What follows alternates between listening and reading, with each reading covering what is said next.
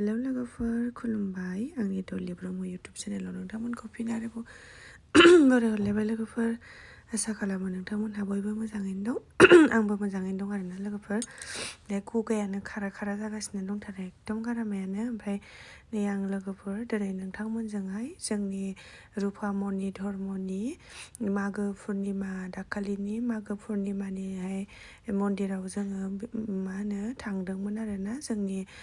मेन गिदिरसिन रुपामनि मन्दिर बियो लोगोफोर रनसायथामाव दङ बियो गसाइ गामि होनो थ' बेखौनो आं नोंथांमोनजों एसे शेयार खालामलांनो नागिरदों आरोना लोगोफोर जोंनि मन्दिरावहाय माबायदि फुजियो बा माबायदि खुलुमो बेखौ आंबो माने फार्स्ट टाइमसोमोन आरोना लोगोफोर